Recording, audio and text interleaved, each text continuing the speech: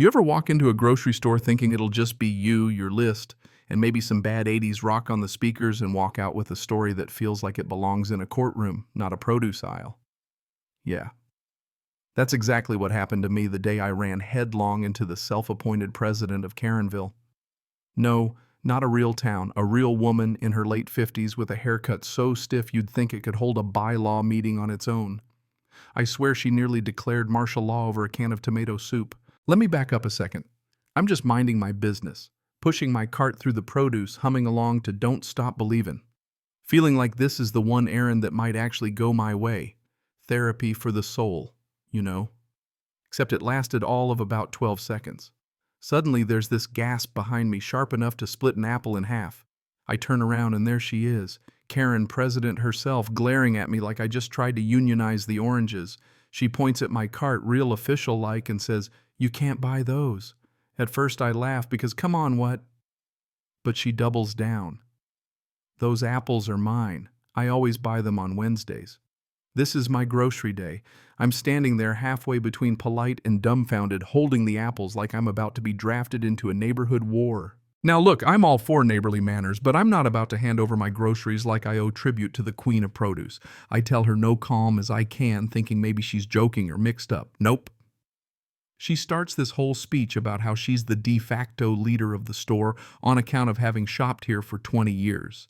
20 years, she says, like that, earns her some kind of executive privilege over Honeycrisp apples. I start to back away, hoping to sidestep the crazy, but she blocks my cart full TSA checkpoint, folks. By now, people are staring. Even the kid chewing a granola bar in aisle 3 has stopped watching like he's catching the season finale of some new reality show. Here's where it flips from awkward to legendary.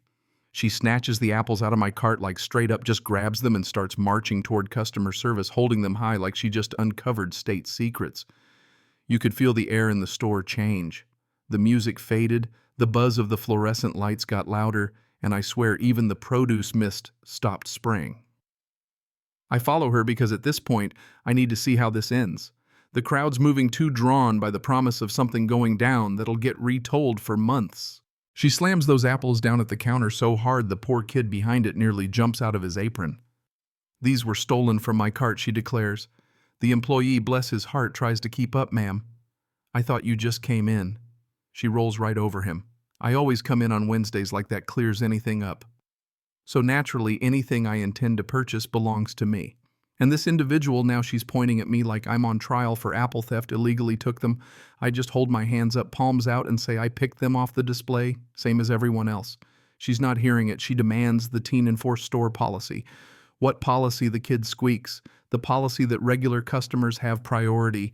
She's looking for backup, but all she gets is confusion.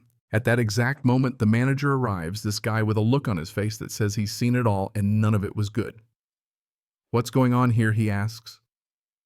Karen starts her speech again, only now with even more dramatic flair. She claims I've violated her rights, endangered her routine, and my favorite, disrespected her position as the unofficial representative of responsible buyers. The manager just pinches the bridge of his nose. "Ma'am, that's not a thing."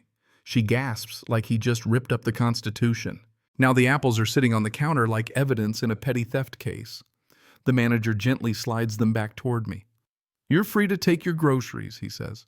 Karen lunges, not a metaphor, an actual physical lunge, but her feet betray her. She slips, not a full wipeout, but enough to bang into a chili display. Cans go rolling across the floor, little metal marbles of disaster. Karen, beet red and full of fury, points at me. "That was your fault." And right as everyone is deciding whether to laugh or call security, someone whips out their phone and dials 911. That's when you know the day's gone off the rails. Calling 911 over apples. The crowd parts as this guy, middle-aged, has the air of someone who lives for community drama, narrates directly to the operator. "Yes, operator. There's a disturbance at the grocery store. He's staring right at Karen the whole time like he's David Attenborough, and she's a rare species. She's not having it." "You did not just call the police on me," she screeches, waving at the scattered chili cans. "He assaulted me with chili." Honest to God, I hadn't moved in 5 minutes. The manager lets out this sigh that probably cost him a year of his life. "Ma'am, you slipped." "That's your opinion," she snaps. Apparently gravity is up for debate now. Sirens start wailing in the distance. You could feel the anticipation. Some folks step back, some lean in, everybody's got their phone out. A kid's filming vertical, which honestly is a crime in itself. Karen straightens her jacket, lifts her chin.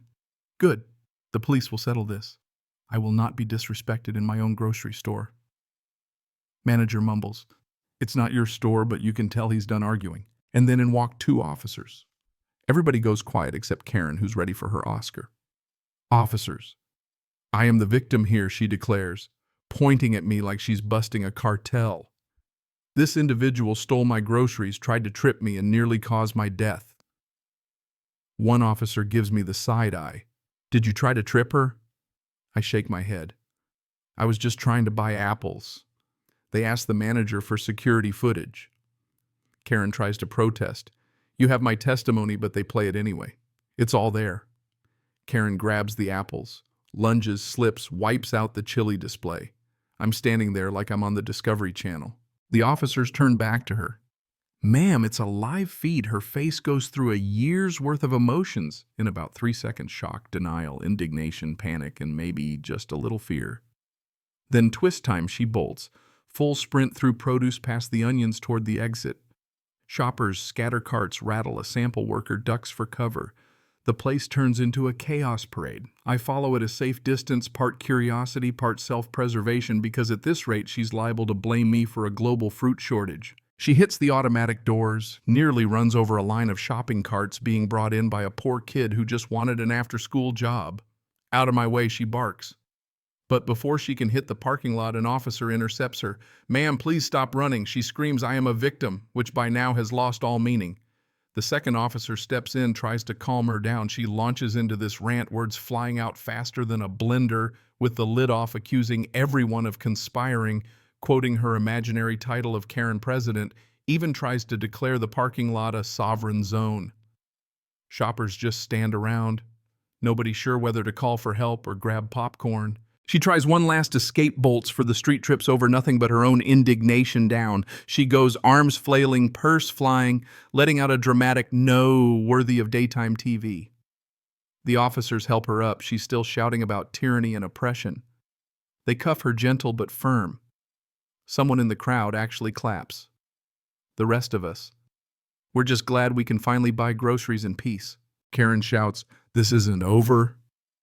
You'll all hear from my lawyer as she's loaded into the patrol car. The manager looks at me bleary-eyed. So, you still want your apples bagged? I laugh. Yeah, I think I've earned them today. And that was the day a can of tomato soup turned into the wildest courtroom drama this side of the parking lot. So what do you think? Was justice served in aisle 5? Or did the world just get a little bit crazier? Tell me in the comments. What's the most outrageous Karen moment you've ever seen? And hey, if you got a kick out of this mess, share it with someone who needs a laugh, and stick around for the next wild story, because trust me, around here, reality's always stranger than fiction.